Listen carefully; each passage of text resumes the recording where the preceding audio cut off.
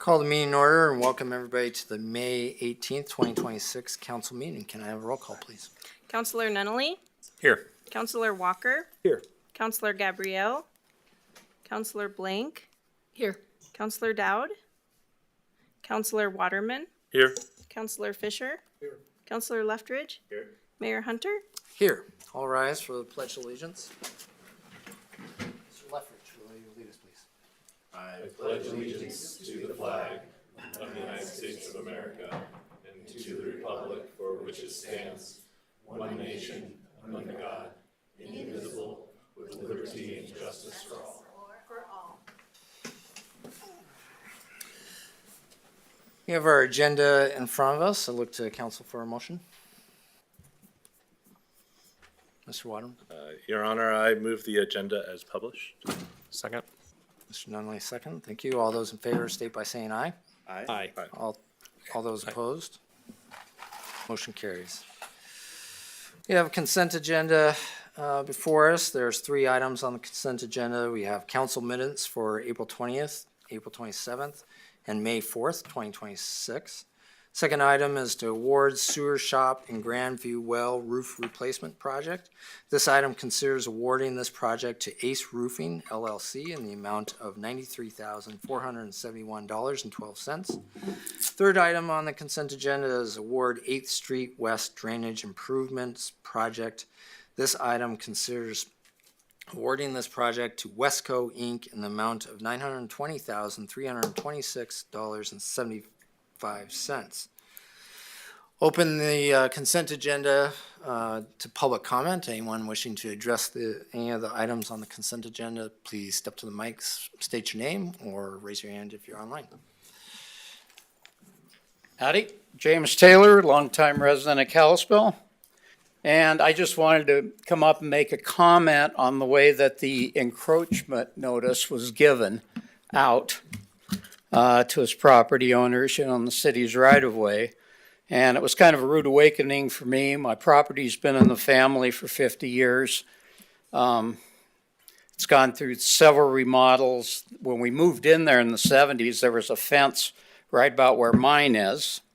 And then we remodeled one of the houses for my folks to retire into. My dad put down this landscaping curb, and there it sat from 94. And then in 2018, when they did that put the new trunk line in for the sewer coming from Hutton Plaza, they totally tore up 8th Street.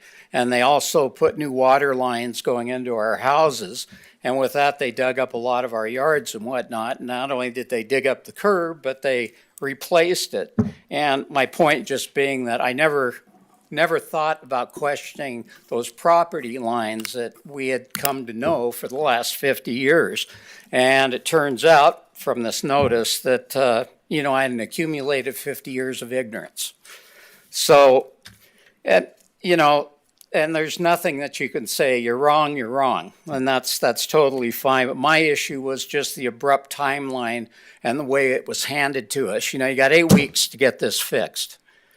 And so I came down and I pursued trying to get a conditional encroachment permit, just going, they explained to me they got a new water line coming in on 10th, which is the west side of my property. And I'm going, I have no problem moving that fence. I see that it's an issue. But on the front side, we've already had all that work done, and I'd be willing to pay, a conditional annual fee to be able to just keep that fence in place until there was actual work happening. And I've got a friend that lives in Cherry Hill, New Jersey, and they let him keep his fence there till they put in sidewalks. I've got a friend in East Sacramento that has a rock wall that's been on city property for 50 years, and he's just under notice that if they do any improvements at that point, he has to move it.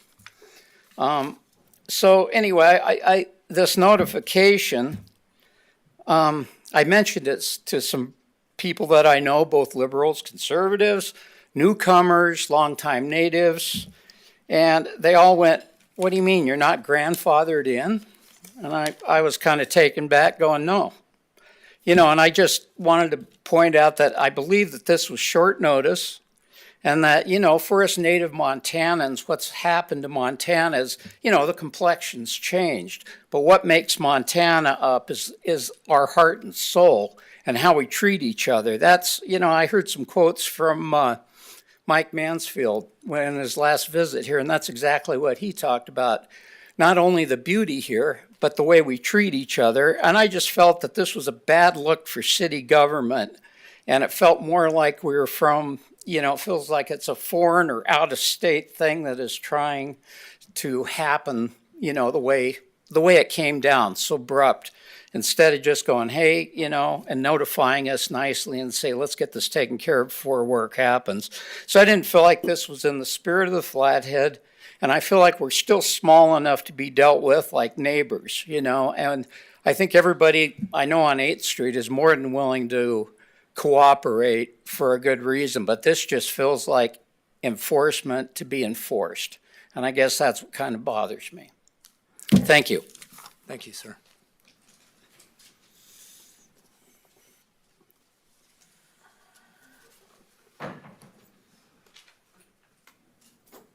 Yeah, my name is Wes Hulla, and I live right across the street from him. I'm actually in the county, and I got the same letter that he did, the same picture that he did.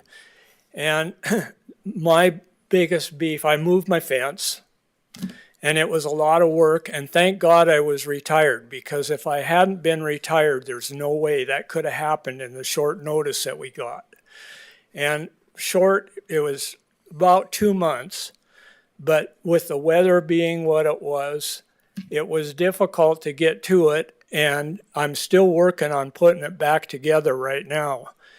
And the fence had been there for 50 years plus, and it was a wooden fence and a lot of work to dig the new post holes and rebuild the fence. And I just think it was untimely on the part of a notice and really uncalled for. As far as any justification, I've checked, I've stopped in here a couple of times. It seems like it's just a power grab to get that right away. And I object to that, and that's my beef. Thank you, sir.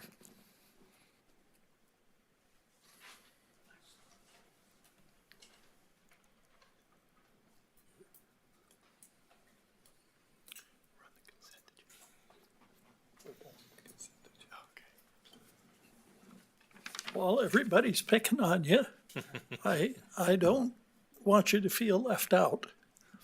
So I left last Monday night thinking I'll go home and I'll count Safe Haven baby boxes. Sir, we're just public comment on the consent agenda. We'll have general public comment later. Is this pertaining to the 3 items on the consent agenda? Nope. Okay, if you could just hold on for just a little All bit right. longer on the I'll agenda. wait. I'd appreciate it. Thank you. Don't go away. All right, yeah.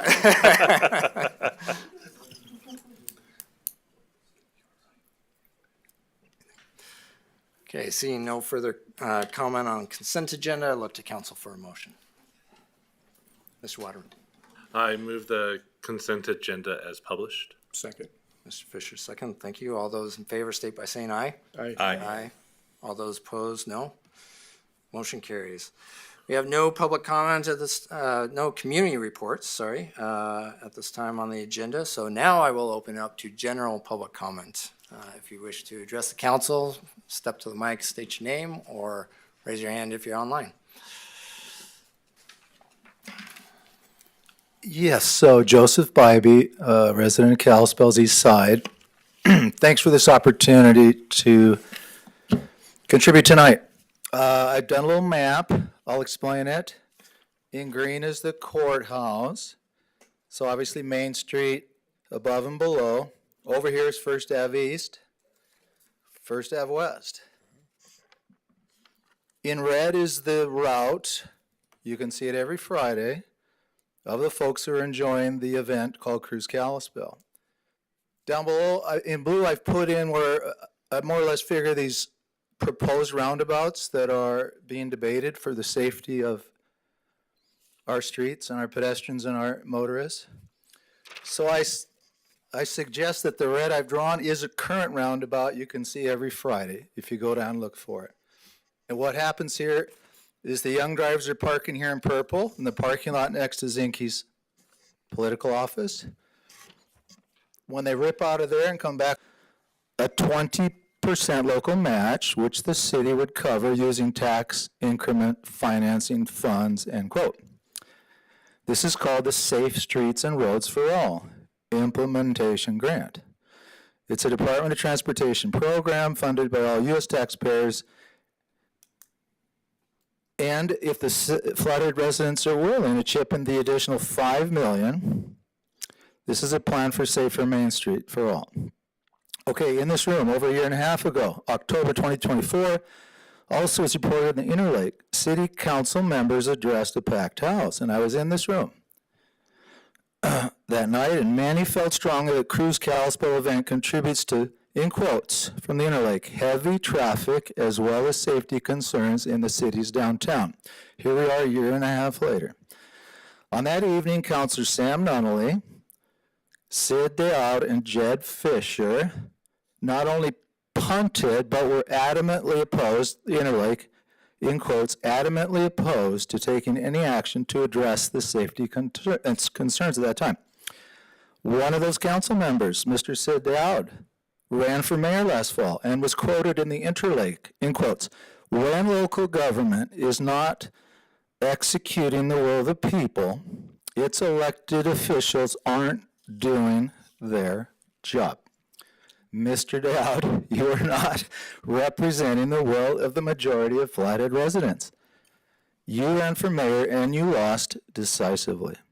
Further from Mr. Dowd, with every public safety issue comes a loss of liberty on the other side.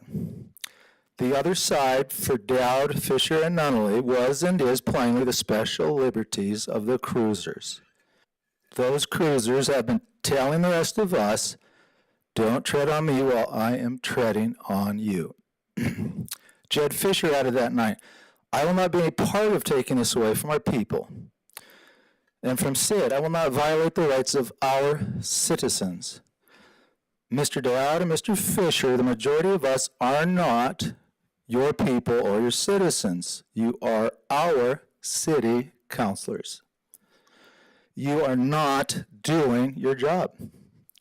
Tonight I suggest to all Flathead residents that we should not trust these Cruiser First council members in guiding our community in the decisions that will address safer streets for Kalispell residents, these decisions that you're working on tonight. And thank you for doing that.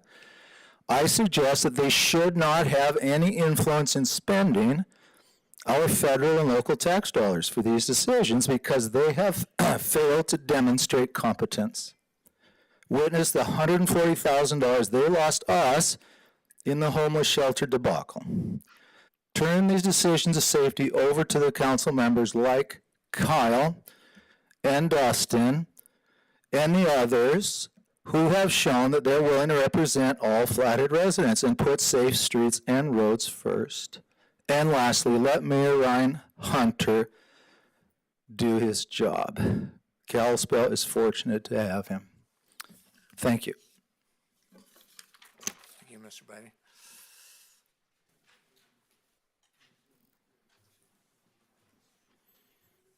Hello, I'm Teresa Narduzzi. I live on Second Avenue East. I'm just kind of reiterating what he said. I have to agree with him that you are supposed to be working for us. And a lot of you did say that you would not do anything about the Cruise Kalispell Friday night. It's not just Friday night. It is every night. It is loud. It's disruptive. It makes it unpleasant to be anywhere in these neighborhoods on those nights, as a lot of you, I'm sure, totally aware of. So the fact that you guys are saying you're not, some of you are saying you're not going to do anything about it is just appalling to me, because again, you work for us. So who is telling you that that's what you want? That the citizens there want to see this cruise night. It's not in our neighborhoods. I would be willing to go out and get a list of people who are opposed to this in our neighborhoods here.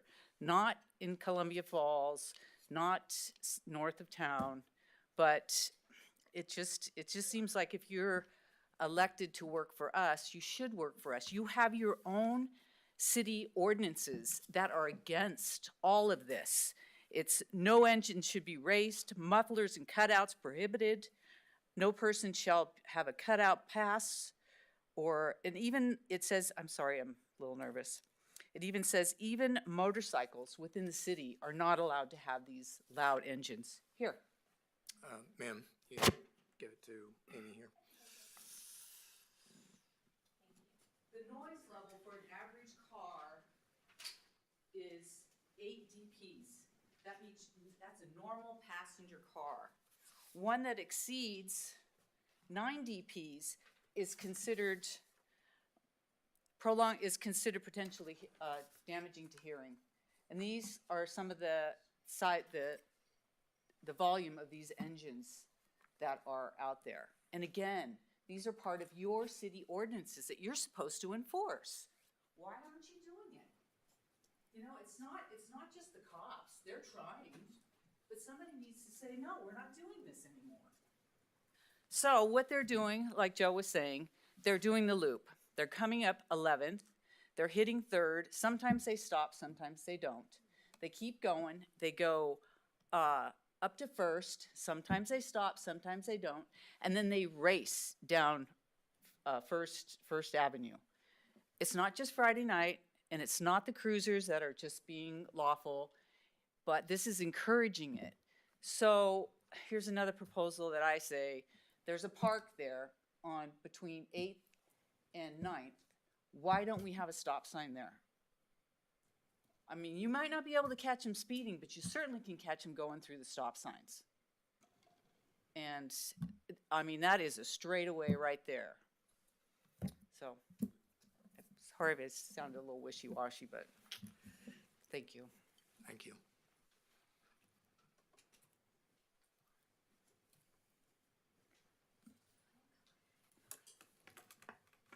Hi, Mayor Hunter, Councilman, Councilwomen. My name is Tara Lee. I am a citizen of Kalispell. I typed up, sorry, I'm always nervous speaking, but so I'm standing before you guys tonight as an advocate for gun violence prevention. I'm highlighting an important observance coming up in our community. Early next month marks the annual Wear Orange Week, with Friday, June 5th, being designated as National Gun Violence Awareness Day. The Wear Orange movement began in June of 2015 to honor Hidea Pendleton, a 15-year-old girl who was tragically shot and killed while hanging out on a playground. To honor her, her friends wore orange, the color that hunters wear in the woods to protect themselves, and a signal, I'm human, don't shoot me. Since then, the color orange has become a nationwide symbol for our collective baseline desire to live free from the fear of gunfire. It is easy to look at national statistics and convince ourselves that gun violence is a big city problem, far removed from the Flathead Valley. But as you all know, Kalispell is not immune. Our community has suffered deeply from local tragedies in just the past couple of years, also the last couple of weeks. A few examples: in October 2024, a tragic shooting on South Meridian shattered a local family, leaving a teenage girl in critical condition. May of 2025, a heartbreaking murder-suicide in the Silverbrook Estates area claimed 4 lives, including 2 young children. That same month, a shooting near East Idaho Street left a man wounded in a local parking lot, bringing violence directly to our public and commercial spaces. These are just a few instances of gun violence in our community. Montana continues to be children. I am a small business owner and a farmer, and I live in Kalispell. As a child and teenager, I attended church in Grand Blanc, Michigan. And if that sounds familiar, it's because on September 28th, 2025, the church I attended was attacked as a gunman ran his car into the front steeple, shot at and killed worshipers, and started a fire that burned down the building. It was excruciating as we waited that day to hear from family and friends. to see how they were or if they had been impacted. I had a friend whose family was inside and they escaped and they hid in the nearby woods. People that I attended church with as a child were shot and injured. And tragically, 2 of my cousins and their families were inside. And my cousin's mother-in-law was shot and killed by the gunmen before she could escape. Today, I want to remember Thelma Armstrong, John Bond, Craig Hayden, and Pat Howard, who all lost their lives that day. They're loved and remembered. We are changed for good because of their love and example. And we all wish their precious lives were still with us. Unfortunately, this isn't the only instance of gun violence our family has had to endure this last year. The Silverbrook Estates murder-suicide impacted the students at Edgerton Elementary, where my 3rd grader attended. He came home to ask me what happened to his schoolmate before I had the chance to explain that a kindergartner was killed by her father. It is so hard as a mom to explain gun violence to my children, but it is something that has become necessary in our world. In times when it can be easy to feel defeated and like what we do doesn't matter, I like to try to remember to do what I can where I am with what I have. And these small ripples that I start may be a more meaningful change as they grow. As we approach Gun Violence Awareness Day in June, I want to encourage you all to do what you can to prevent gun violence. So this might look like checking in on a friend, coordinating and support training for crisis situations for city workers, mental health initiatives in our community, funding and programs for city employees to get help when they need it, or many other efforts. And something I'm committed to this year is volunteering my time to support programs like Be Smart that helps teach adults about safe gun storage. I know our individual acts may be small, but together we can make a mighty difference in our community and in the world. Thank you. Thank you, Ms. Wood.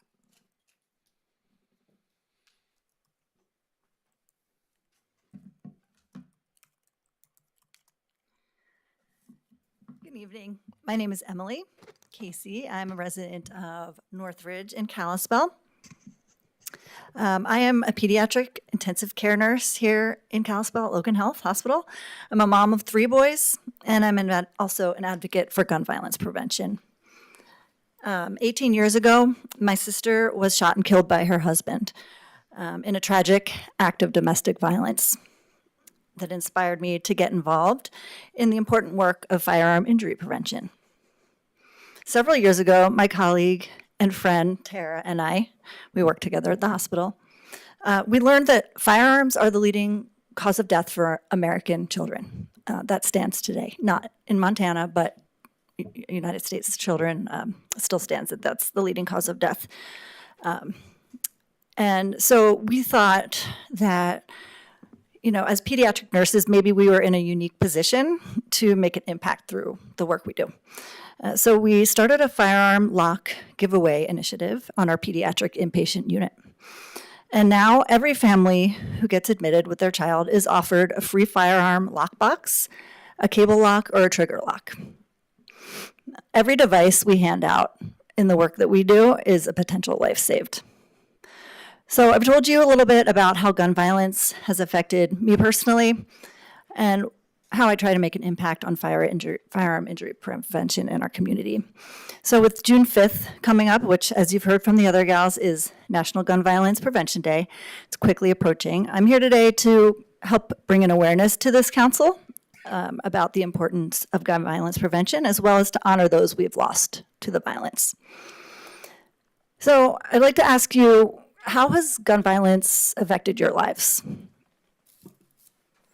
I'm sure that you know someone or you have a connection to someone in our community who has been injured or killed as a direct result of gun violence, whether through a suicide, domestic violence incident, or possibly through an unintentional shooting incident.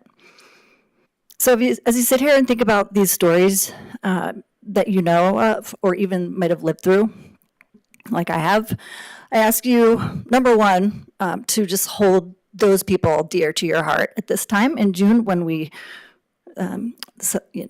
honor victims of gun violence. And number two, and equally or more importantly, I ask you to think about the ways that you as council members can support gun violence prevention right here in this community through your important and impactful role as council members.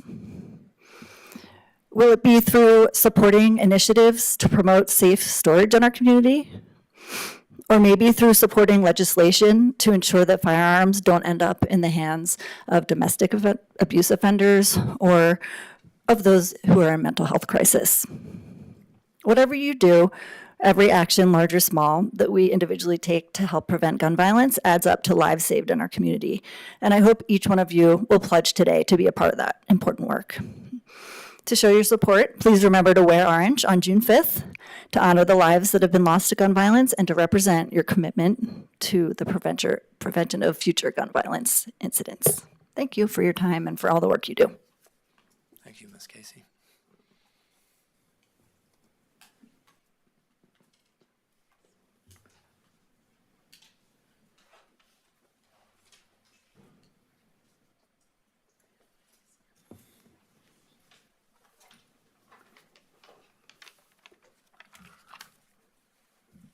I'm impressed.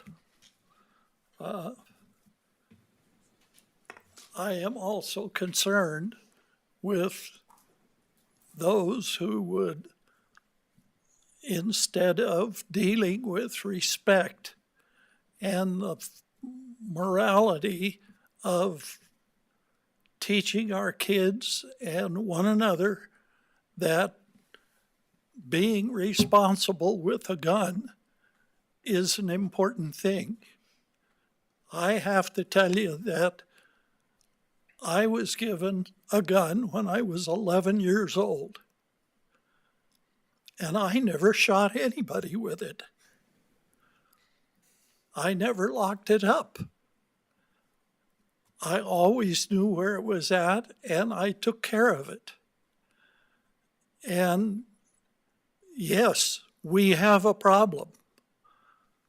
The problem isn't a lockbox. The problem isn't, I've read some of the articles about lock the gun up one place and lock the ammunition up somewhere else. And if you have a problem, tell the bad guy to just wait while you get things assembled so you can deal with him. Instead of approaching a bad issue in that way, we need to be dealing with teaching one another and teaching our children about responsible behavior and about morality. And I appreciate the concern. I really do. But it's not the gun's fault. That gun can lay there till this time next year, and it won't shoot a soul. So locking it up is not the issue. Anyway, I digress from what I came to say today. And that is, last week, I listened to some of you say, well, how many instances have we passed up because we didn't have a safe haven baby box? I thought about gathering up the information from around the country, and there is quite a little bit of it. And then I decided not to. Instead, what I decided to do was ask you, why do we promote the idea of, if you're going hiking, be sure and take your bear spray? After all, it's been up until this last Sunday, I think, a week ago, we haven't had a bear attack in 28 years. So why bother?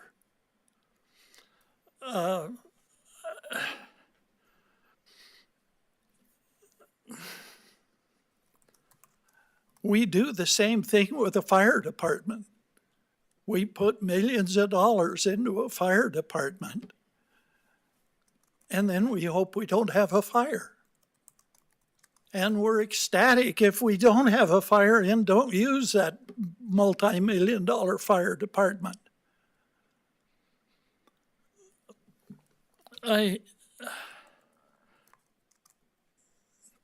Out on your counter here in the city hall, I picked up this pamphlet just a minute ago, well, half hour ago, because I came a half hour early. I can't even keep my time straight anymore. And it's about pharmaceutical waste in the Flathead.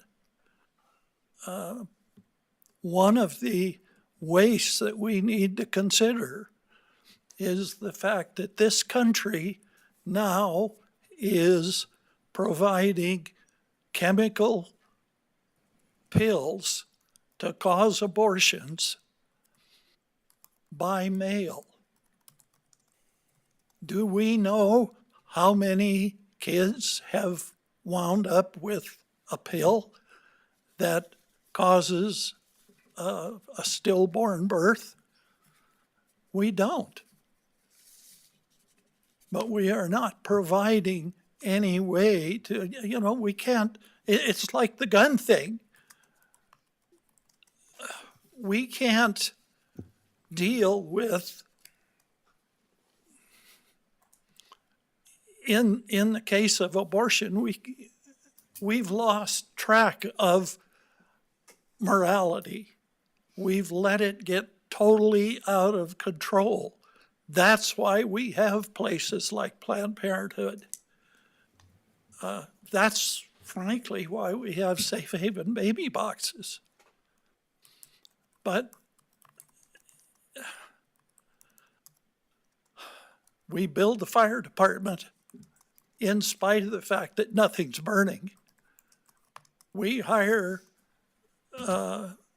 people in Missoula to fly over forest fires, even when the forest is not burning. We need to do what we can to supplement our past mistakes. I ran for school board and got defeated, which is actually fine with me. And part of my issue is that we need to be dealing with our little kids, and we need to be teaching them the morality and the responsibility of safe gun handling and responsibility toward our fellow boyfriend or girlfriend or friend. And we've lost sight of that. In large part, that's why we have 70% of all abortions in this country are being done by the mail. How many of us let our kids get the mail when it shows up? Well, how do you know? The problem is you don't. And the idea of the Safe Haven Baby Box is to give these kids, anybody actually, an opportunity to save the life that our immorality has caused. And that's not anything near where I was going to talk about tonight. But these ladies have touched my heart. And And it isn't about the gun. It's about what we're teaching one another. And that's the real issue. And the real solution. In the meantime, let's get that safe haven baby box there to protect that preborn life. And I'll shut up and go away. Thank you. Thank you, sir.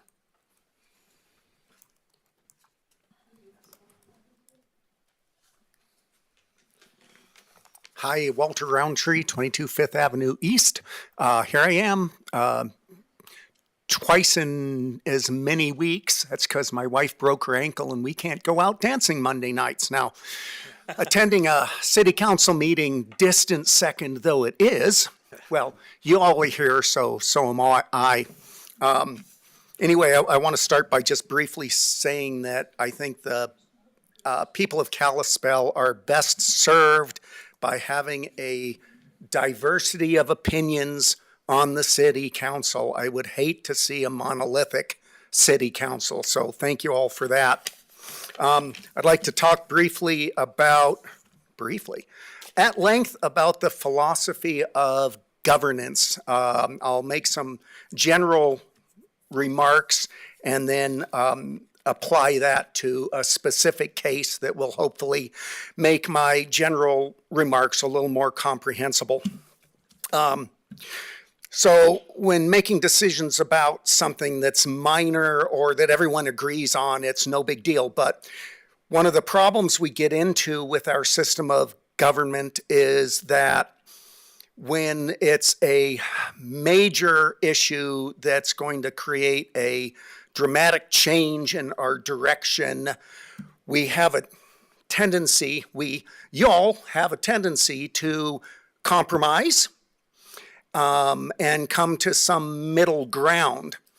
I'd like to suggest strongly that that is a terrible way to go, because the people who want to see the change, they're going to see just maybe a little change after a few years and not be happy with that. And the people who didn't want any change in the first place see a little change and they're not going to be happy with that, so no one's happy.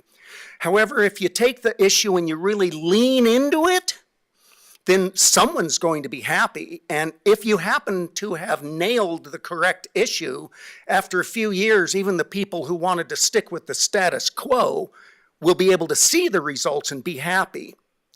So,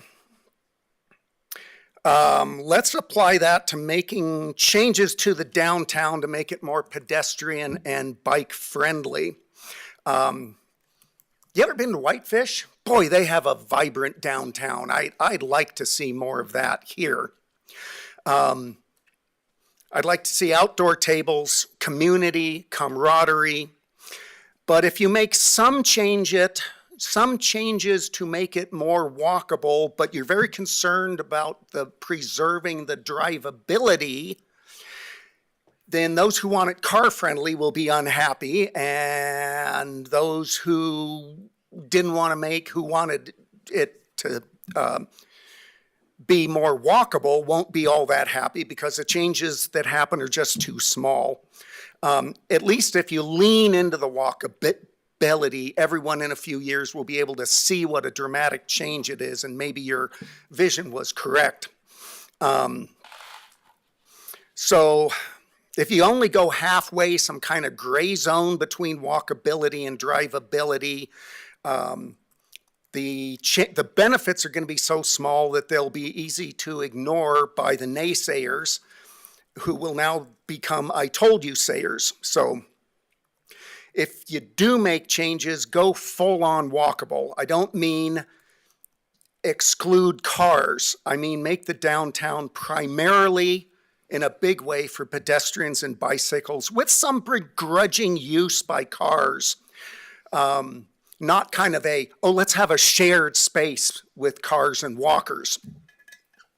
The guiding principle is, if you want to make it more drivable, but that change would make it less walkable, then don't do it. If the goal is to make it less drivable, because being drivable and being walkable are at cross purposes. compromise leads to mediocre results. And I'd like to have you all take the opportunity to show people what real change, major change looks like. If you follow that philosophy, it actually makes the decision making a lot easier. You have 2 votes. You don't have to have hours of discussion about, what are we going to do, the nuances of this or that. You just decide as a council if the direction you want to go is to make a major change in the vibe of downtown. And then you lean into that and you direct a subcommittee, some people who understand the way some European cities have done things in a big way and what works and what does not work. And then they come back with a recommended plan, and maybe you massage that a little bit, but that's a second vote. You all don't decide what the walkability is in particular. You assign that task and you say, we want it maximally walkable. And if cars happen to go downtown, that's fine, but we don't want them there. Only if they feel like they have to be, because, they can only go 7 miles an hour or however it works out. So if you do something like that, it's going to be expensive, and the most value for that expense is if the walkability and bikeability is really maximized. I think that's what I have to say. Thanks. Thank you, Mr. Roundtree. Super easy. Rose Askvig, Liberty Street. I just came from the Flathead Warming Center meeting. They did a great job. We have lost Ray. This is more of an FYI for City Council. We've lost Ray as our neighborhood liaison. He was amazing. You could call him. He took care of problems. He really opened the communication between the neighborhoods and the Flathead Warming Center. We loved him. Tanya said that they would be looking for a replacement so that we had to go 2 persons, so we don't have to talk to 6 people to get an issue resolved. So they're working on that. They're going to post on Facebook and kind of let the neighborhood know. I'm not on Facebook, so I'm sure somebody will tell me. But I thought they did a great job, so you guys just needed to know that. Thank you. Thank you, Ms. Asping.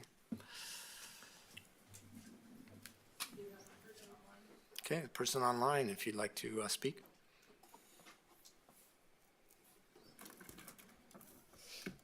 Yes.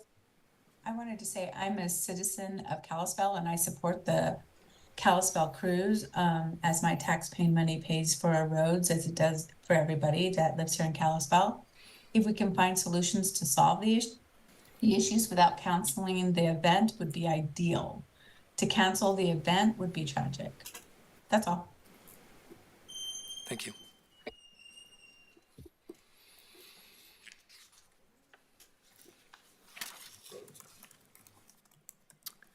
Okay, seeing no further public comment, we'll move on to our action agenda. We have 2 items on the action agenda. The first one is Resolution 6326, Support for Safe Streets and Roads for All grant application. This item considers supporting a grant submission of $25 million for safety treatment downtown. Mr. Nygren, staff report. Yeah, Mayor and Council, the staff and council had a discussion regarding this item a couple weeks ago. At that time, we went over the project and talked about a potential path forward with really focusing on the south half of the courthouse couplet, as well as some pedestrian improvements up Main Street. As you recall, the city adopted the Main Street Safety Action Plan. There's a whole host of projects in there, including what was called a road diet and a number of improvements on Main Street. At this time, staff did come forward with a recommendation. Council at that time seemed like it would be a good path forward. The next step would really just be approving a resolution of support of the grant application. I will say at this time, we're also working with MDT, the county, and other stakeholders. This briefly. So this Main Street Safety Action Plan was part of came from the downtown plan, the Safe Streets Roads for All planning grant that we were awarded in 2022. And so through council decided that Main Street, First Avenues, East and West were going to be the priority. Once we drafted, the consultants drafted a concept design plan that focused on Main Street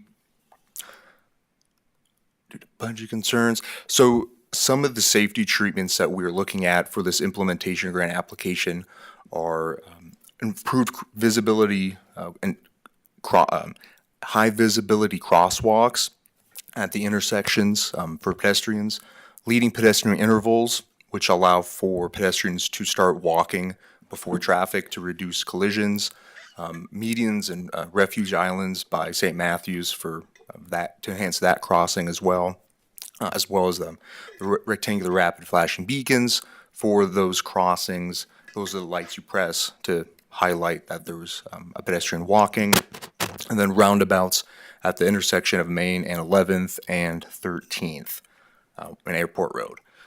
So when some of these safety treatments, the goal is to reduce serious injury and fatalities. Main Street saw 258 crashes within the 5-year period that was studied. And again, some of these treatments, and as Jared mentioned, we are not pursuing the 4 to 3 lane conversion at this time. The most of the budget is going into the roundabouts.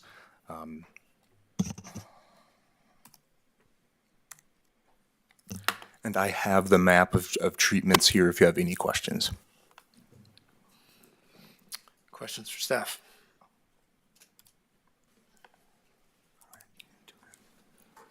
Okay, seeing Mr. Waterman. So just to summarize where we are, am I correct that we're really just looking at sort of the southern priority projects, the 2 roundabouts, and then looking at some of the rapid flashing beacons that are around St. Matt's? That's correct, as well as the leading pedestrian interval all the way through Main Street. So that would be part of it, and high visibility sidewalks which would be all the way through Main Street as well.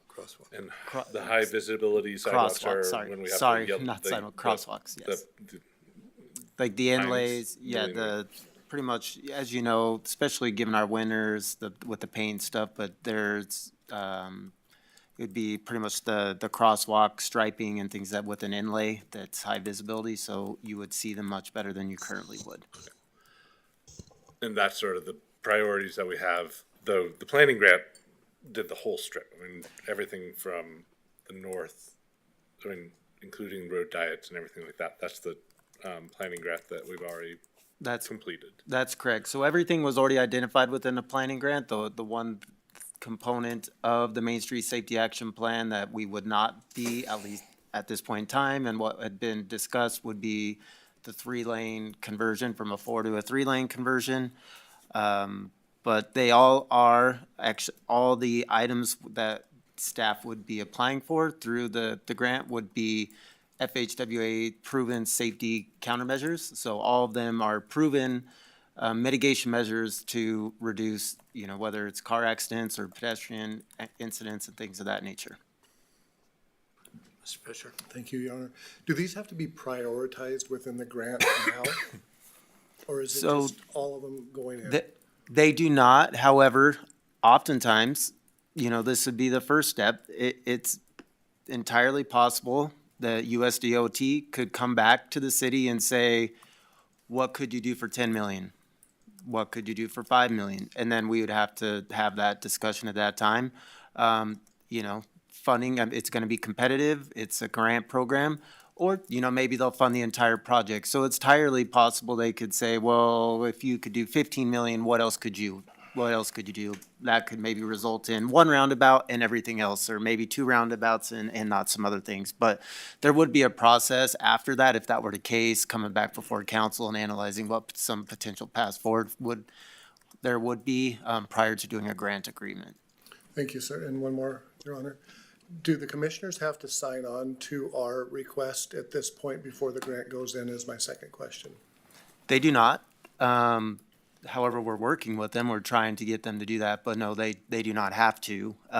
Typically, when we do transportation projects, we try and get them on board with that. So that's the goal. At this point in time, I don't have anything from them, but have been communicating with their administrative lane rebuild as well. It would need to go beyond that. Okay, that's what I thought. Thank you. Mr. Leffridge. It's my understanding that MDT wasn't too excited about the road diet. Have you had conversations with them about this modified plan and gotten any feedback in regard to MDT's position? Yeah, we have. We've had meetings with them. They're on board with this path forward because this does, it is, there's no lanes reduction happening in this section. Anything that is being done in this aligns with their Vision Zero as well. Roundabouts are part of their safety countermeasures as well. So yes, we have met with them. They're totally supportive of the project as long as they don't have to put any funds into it. So that's hence, any conversations did include any match would be City of Kalispell. Typically with a lot of these projects, larger projects we've done on build or done on the bypass, like build or one of those, usually the match is coming from MDT because it's really part of their project list as it is. As well as just management of it. They don't really have the time, so staff will have to work through the federal guidelines. It's called a lag process, and whoever, if we were lucky enough to be awarded, and we would be going out for consultant and engineering services, and all that would have to be built into it. But yes, they are supportive of the project. And likewise, before we submit it, we should have a letter from MDT's director having support with that as well. Great, thanks for having those conversations. Mr. Fisher. The 13th thing is huge to me. I just see that as such a safety issue. I get 11th and what somebody called the Dukes of Hazzard. Was that you? I get that, but 13th is a nightmare for anybody coming out from Airport Road. 13th is just, it seems to me to be a huge priority and will remain that for at least this council person throughout this process. Okay, no further questions for staff. I'll open up to public comment. Anyone wishing to address the council on this item, please step to the mic, state your name, or raise your hand if you're online. Walter Roundtree again, just briefly. I just got back from New Zealand.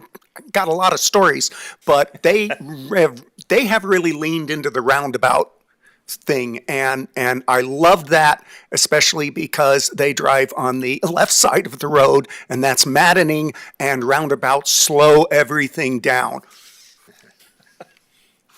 Thank you.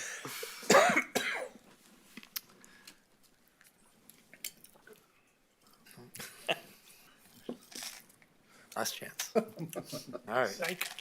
Seeing no further public comment, look to council for a motion. I'll make the motion. For a resolution, I move that we approve resolution number 6326, a resolution of approval for the submission of an application to the U.S. Department of Transportation for the Safe Streets and Roads for All, SS4A, 2026 Discretionary Grant Program. Second. Thank you, Mr. Leffridge, for the second. Discussion on the item, on the motion. Go and discuss it. Mr. Nolan. Thank you, Your Honor. I am in complete agreement with Jed on the 13th. I think that is a great thing. The 11th, I'm a little concerned with just because of how much we're going to have to get into the properties at that intersection. I wish there was a way without doing a roundabout to make that a safer intersection of at least kind of sloping out some of the Dukes of Hazzard jump there that we have. But there's a traffic light there. My concern with this, when you're talking from a cruise perspective, that's a great way to pull the old look kids Big Ben Parliament trick from the old movie, right? My concern is we're going to see more of the slingshot effect from that because it will be a direct around the world and back down the main street. So I have some concern with that, but I am fully in favor with 13th Street being that project. I'm in favor with the rapid flyer beacons down by the school. I'm in favor of some of that slowing down how we can get around the school, but I do have concern with that roundabout at 11th. So just wanted to make my point clear. Mr. Fisher? I apologize, I jumped the gun. Wasn't phrased in the form of a question. There could be a benefit to that too, of having the cruisers go on down to that area with good policing to keep them off the streets of First East and the hazards and issues that we all are concerned about for their current roundabout, as was quoted. So that's, could be a benefit to it, and proper policing should handle that. That's right. Or I agree with signage, that. what have you. Mr. Dowd? Thanks. I'm going to echo the same thing that Jed said about 13th. That intersection desperately needs some help, and this will improve things drastically there. I'm actually not that worried about 11th Street. I think it's a great place for a roundabout. It'll fix some of the depression issues that we have there. I am hoping that we can have an amicable outcome with all the property owners surrounding that. But the bright star, I think, in this entire thing that really, I've been adamant about from the start is the raised protected crosswalks by St. Matthews. It's decades late that we're doing this for those intersections. And, just being able to take your kids across the street or have the kids go across the street by themselves would be something novel that nobody would let their kids do today. So I appreciate that part of it especially. Thanks. Mr. Waterman? Fully support this, echoing really a lot of the conversations that we've already had. I would like to sort of note that in a lot of public comment that we had, not only this time, but also previously, a couple of our longer public comments actually raised up issues. Mr. Bybee actually brought up a really important issue in his work session, that back in the day, he was a student at St. Matthews, chased a basketball into Main Street, which I do think, again, agree with Mr. Dowd. It is amazing that we have a school on Main Street and we don't have some of those safety things, so that's a pretty high priority to me. Kyle Voigtlander brought up what a great addition the roundabout would be down on 13th, and I agree with that too. I think that even there we see people who might have had opposition to some of that, but really citing that addition to what's happening down at Airport Road and Main Street is something that council previously sort of kicked down the road. Again, the previous conversation there was to have us put in stoplights, which I think would have also not been as satisfying or work as well for traffic as a roundabout there is a nice huge safety, because that is a space where I see people really dodging traffic to try to get to the Montana Club. The walkability side of this is really important there. And then finally, Mr. Bybee again sort of brought up with his map today. I mean, I do think that 11th Street will help solve a roundabout there would help solve some of the issues that are happening around that street. So I support this mainly because we're working on some really deferred issues, plus we're doing the safety aspect. So all the three of those sort of projects, the St. Matthews, the 13th, and the 11th are high priorities to me. And I really commend staff for really revisioning how we could approach this conversation, but actually how it really is supported not only by, I think, a lot of council members, but by a lot of public comment. Mr. Leffridge? Pat Williams came to my political science class when I was an undergrad and said, democracy is like trying to turn a Victorian warship. It takes a ton of people and it's frustratingly slow. As somebody who lives and works downtown, I would love to see Main Street be a walking mall. That'd be great. But it's not an option for 100 different reasons. And so what we can do here and what we are doing is making sure that there are things that we can do to make sure that our Main Street is not simply a major highway that runs through our major commercial and residential district in Kalispell. The rapid flashing beacons, for example, at the courthouse is the only place that I cross with my sons when we're on bikes going to track at Legends Field. It's the only place that I feel safe to cross Main Street. So being able to ensure that we can give that opportunity in other places in downtown in order to make sure that people that live on the west side can go to school on the east side, those are really important things. So thank you for putting this together and write a great grant application.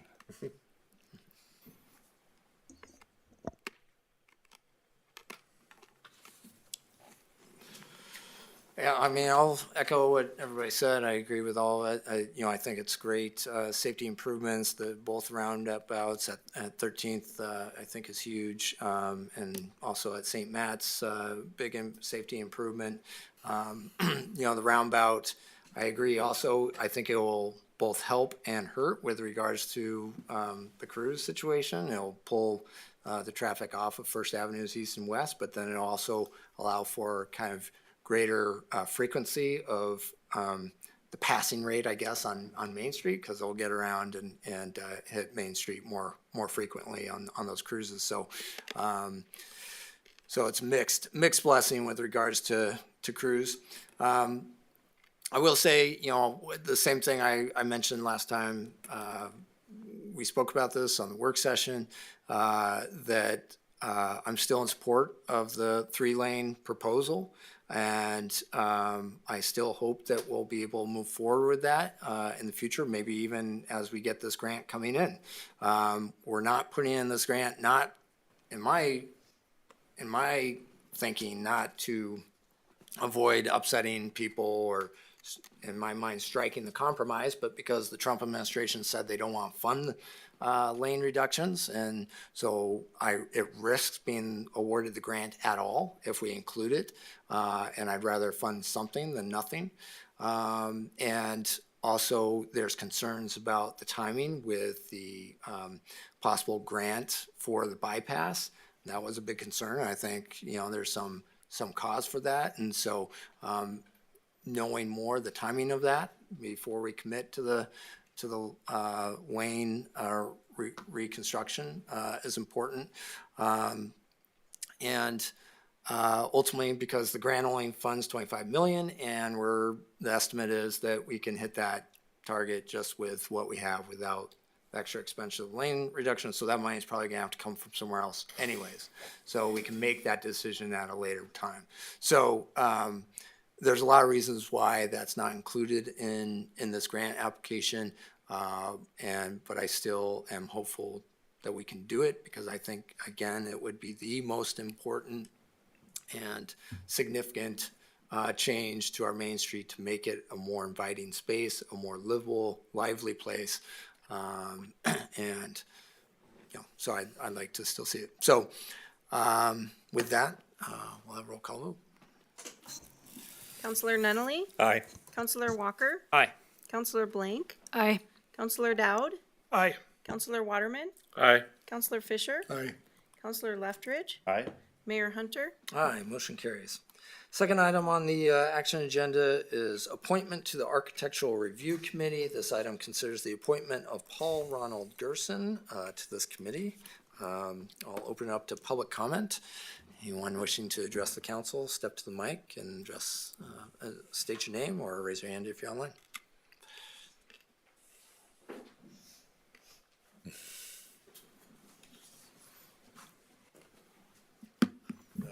Paul Ronald Gerson, 9 4th Avenue East.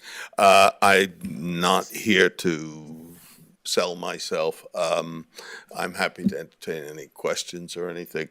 I have some minimal architectural experience.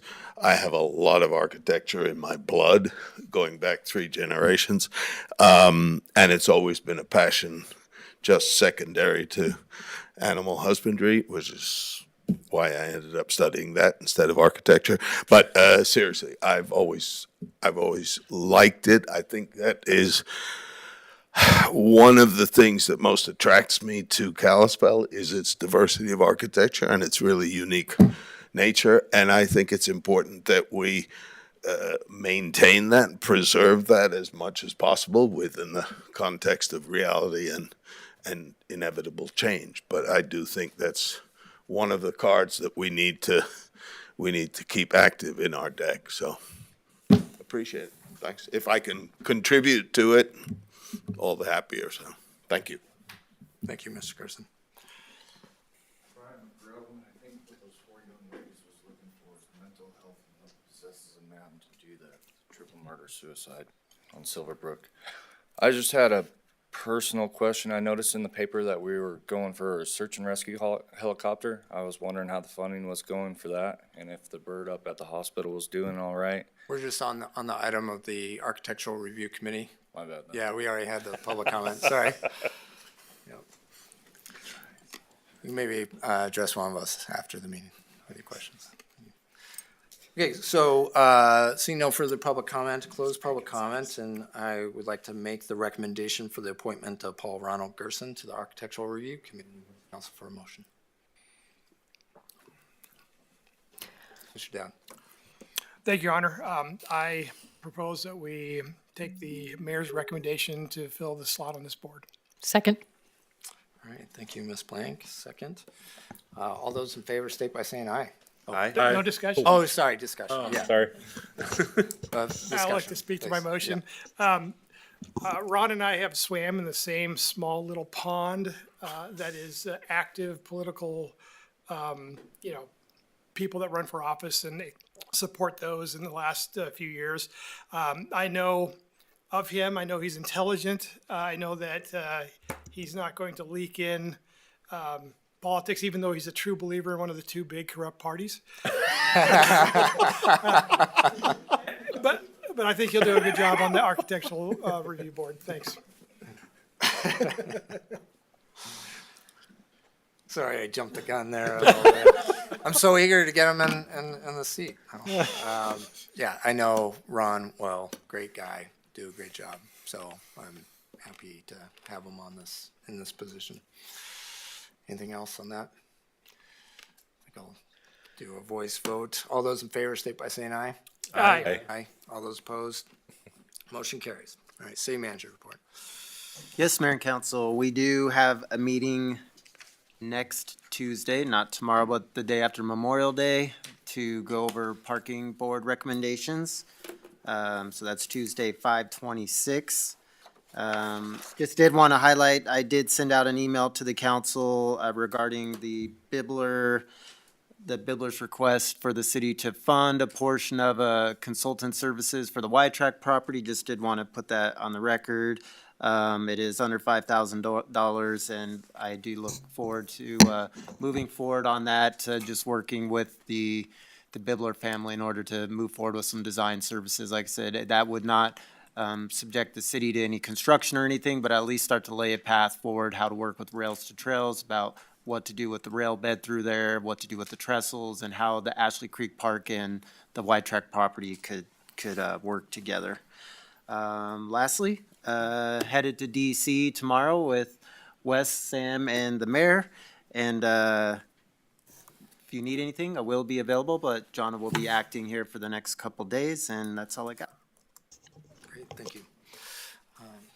Council reports, Mr. Dowd. Thank you, Your Honor.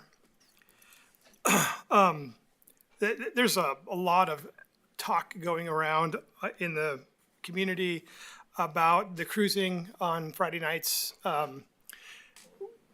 Believe me, the council up here has addressed this all different types of ways, and I just like to bring some clarity back to the meeting that we had on it, and why I was so vehemently opposed to the ordinances that were brought forward.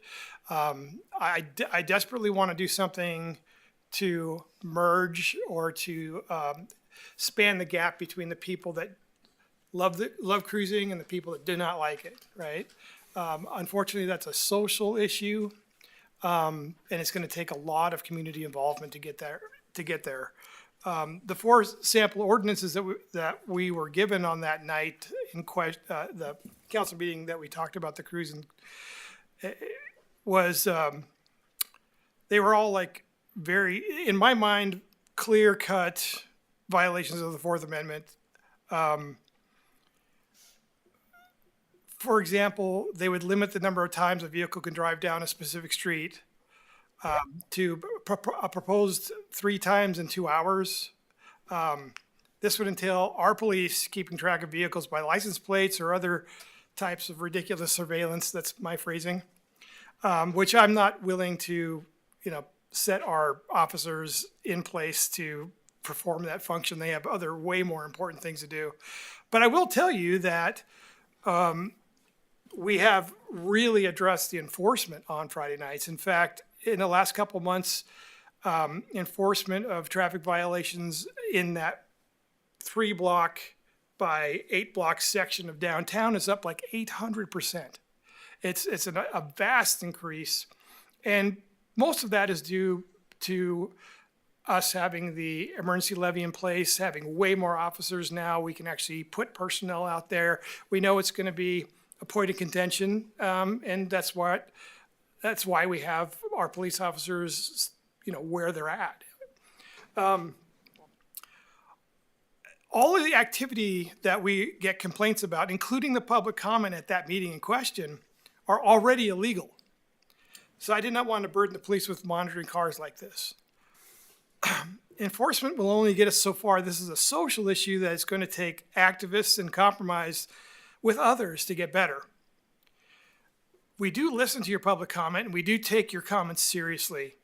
In fact, I wish we could disclose, it would just take too long, how many times we meet about specific issues. This one in particular has had a lot of meetings, and a lot of talk and a lot of brainstorming, a lot of adjustments to how we enforce and things like that.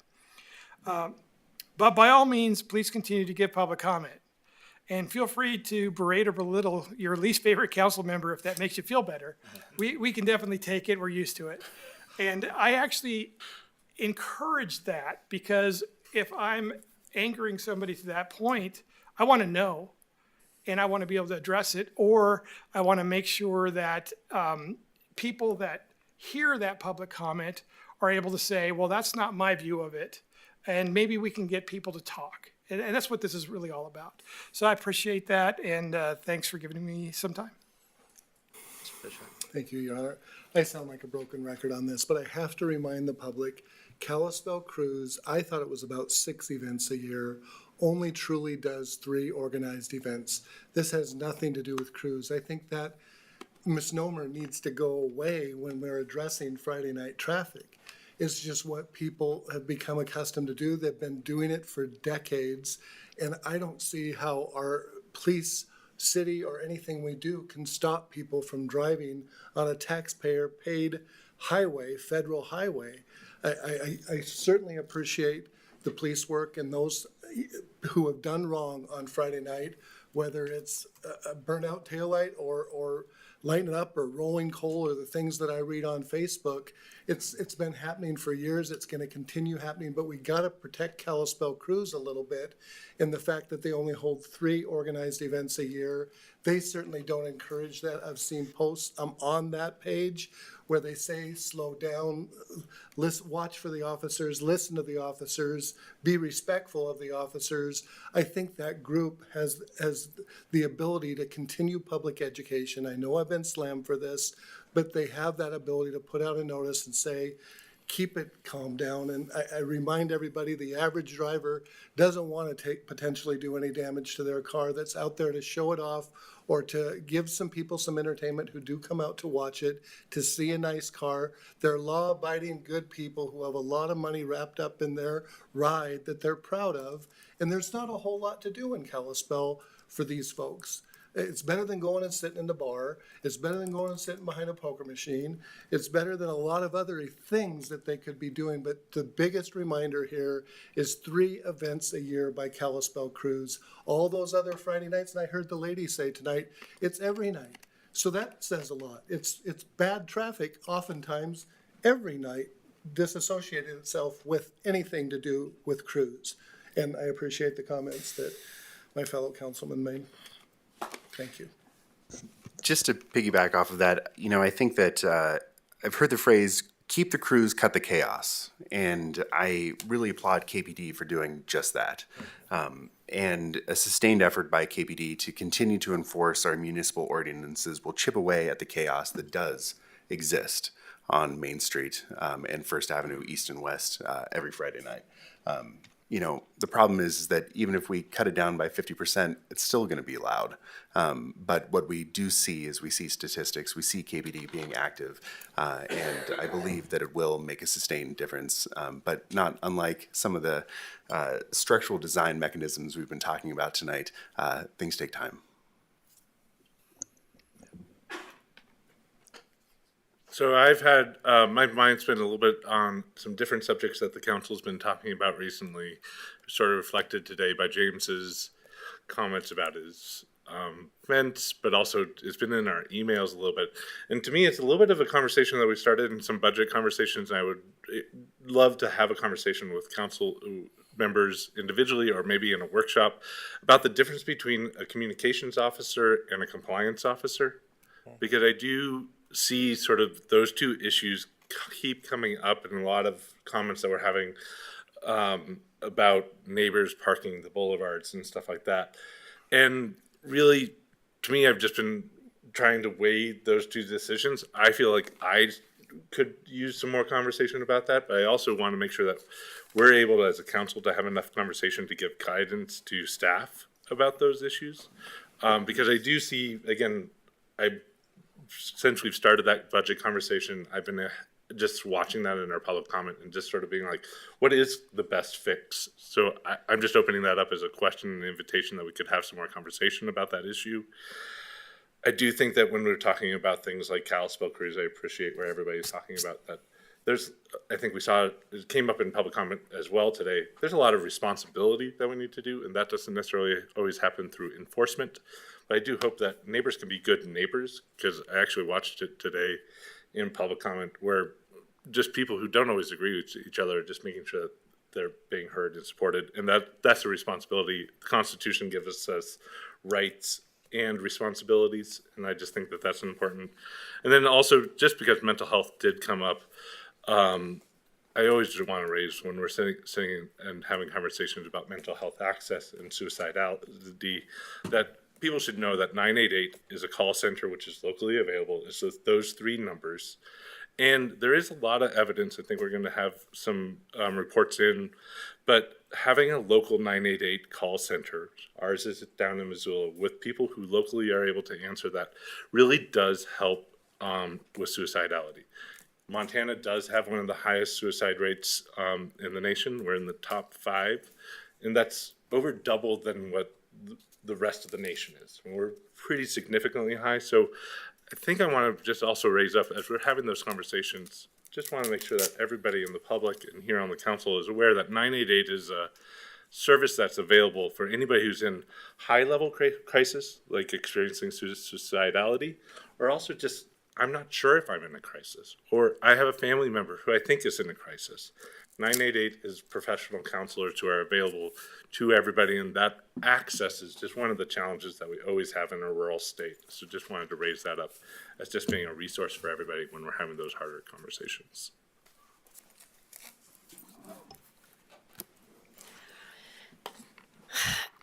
I think about what I'm about to say will probably make me the least liked council member. So I went downtown on Friday night. I walked around.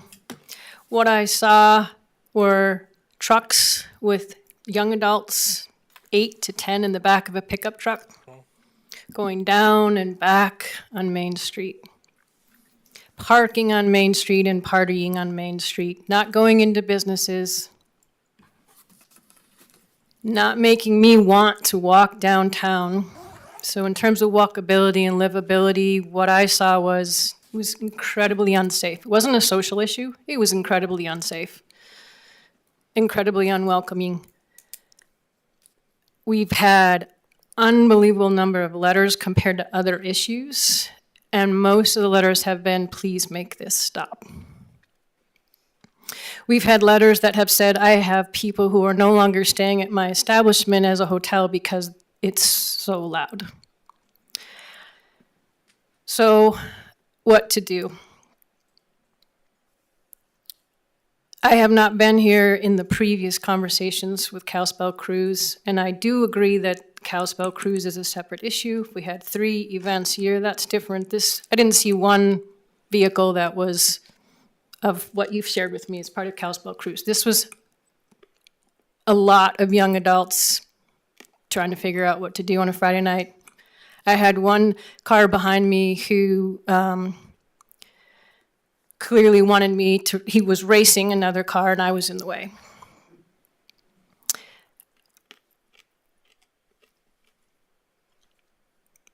So I would submit to the council that yes, the police is doing a great job right now, but I think as a council, we have a responsibility to do more. And it has to be separated from the Kalispell cruise, that this is a challenge. I lost a classmate in high school in North Dakota. Yeah, we did. We went in the parking lots and had people on hoods in the back of the trucks. One fell out, cracked their head, dead. So I don't know what we're waiting for, but it looked to me like that's a potential. That is not just a possibility, it's just a matter of when. What happens when they get back-ended? You got 8 people in the back of a pickup truck, one is going to go flying. Do we put them in helmets? No. I mean, yes, someone could argue that. I think the bigger issue is what, and frankly, having grown up in North Dakota, there's a whole lot more to do in Kalispell than there is in Grand Forks, North Dakota, so I will reject that as well. Like, there is a lot to do here. And yes, we did do those things, and yes, we drank copious amounts of alcohol. So the question becomes, what's the alternative? So I would love to submit, one, what is having them come in, the young adults, what I want to do is sit down and say, where else can we take this energy and commitment to, what they're trying to do is build community. They want to hang out. That's what I got from it. It's a hangout. So where else can we have the hangout besides downtown? How do we shift that? How do we call it what it is, which is a safety issue? It's not a social issue. And how do we make it move not to another neighborhood or not to a park, because then we just transfer it, kind of like what's going on with the challenges we've had with Flathead High School. So I don't have an answer, except there are suggestions that have been made if I look back, but I would love to do another work session to really look at how do we make an alternative so that that activity does not occur in the downtown. And if it is young adults who want to get together, then we need to find another solution, because what they are doing is hurting a lot of people. It's causing financial distress. It's causing families who aren't, and frankly, I didn't want to cross anywhere. And I spent the last week at the courthouse doing my civic duty, and I didn't want to cross anywhere in the daytime either, much less at night, which was 50,000 times more terrifying. So I think we need to, I would encourage our council to heed. People are calling to us to make a decision to do something different than just let the police enforce what they're doing. We have to do something else. That's all I have to say. Well, thank you, Your Honor. I agree actually with everybody, right? I think everyone has a very valid point. I've spent a lot of weekends driving up and down Main to hear and see and watch, walking up and down Main to see, hear, and watch. To hear from neighbors over on 3rd, 4th, 5th, 6th, on both sides, to spending a few weeks around the areas to hear the church bell, because we also were hearing that is a huge issue, right? So I've spent a lot of time out there, right, away from my family to try to go figure this out. What's frustrating, neighbor, is 2, 3 in the morning, the screaming Eagle Harleys going up and down our hill, right? Or in the FCC parking lot. Or in the FCC parking, that's right, that's right. And it's not just Main Street. It is all over. And it is, in my opinion, just because of my background, I think there is a lot of law enforcement component of getting out there and doing this. So this was done many, many years ago, where there was actually a couple KPD officers placed on top of the roof downtown, kind of that business next to, I'm forgetting the name of it, Delicious Cookies. Mountain Mary's. There you go, the cookie place. They sat up on the roof with binoculars and they called out, okay, this one, license plates, right? And after they did that for a while, and they targeted the appropriate ones that were asking to be targeted, and they started actually identifying them, we went away without cruising for a really long time of any issues in Kalispell. Because I can tell you, I remember when it happened, because when I saw the Facebook post during everybody lock yourself in your house and don't talk or breathe to anybody, when somebody said, let's go drive down Main, boy, I tell you what, I was like, man, that's nostalgic. That's what I used to do when I was in high school. And went and did it. And it has morphed. It is not Cruise Kalispell that is doing this. This is what I could tell you is I could almost point out directly to you. They're the pickup trucks with the lights, the big giant tires, the big loud mufflers. I've seen a number of those kids' butts as they passed me going down Main when I was doing my drive up and down, right? I had to as well. And it goes until about 11:30 or midnight. And then they leave Main Street and they go to all of our neighborhoods. And we may not hear it because we might be asleep, because I'm old. I'll call it out. But it still wakes me up. So it isn't just a Main Street thing. So I think it is a bigger topic in our community to talk about. So I do agree it is kind of more of a social thing. I wish, in a way, being from the fairgrounds, I wish that these kids would get more involved in animal husbandry. Right? I mean, this is a major way that a lot of these kids kind of get tied up in other ways, get different education, right? So it's a hard nut to crack. And I think we do have to keep on it. And I think we have to do it in a measured, responsible way to get to where the biggest bang is without, as Mr. Dowd is, and Jed and all of us are, we don't want to lose the right to be able to drive down a street because, I've driven down that street twice today. I can't go to Rosars now, or I got to take a different route. So that's kind of my roundabout of what I'm trying to say. So, thanks. I won't say too much more. I think everybody's covered this pretty well. Just I fully support having more conversations. This definitely isn't solved by any stretch of the imagination. So it may be getting better, but it's definitely not fixed. So we certainly need to have more conversations about it. Yeah, I wasn't planning on sharing on this item, but since we're on the topic, everybody knows where I am on this. I will say that a few weeks ago, I was also driving during cruise on Main Street, saw a truckload of kids in the back, car behind it with a kid driving solo, was speeding up, hitting the brakes, speeding up, and came this close to rear-ending that truck full of kids in the back. And we have had increased police enforcement, but the truth is they'll never be everywhere all the time. So it only does so much. And there's only, we can't kind of flood the zone with enforcement every week.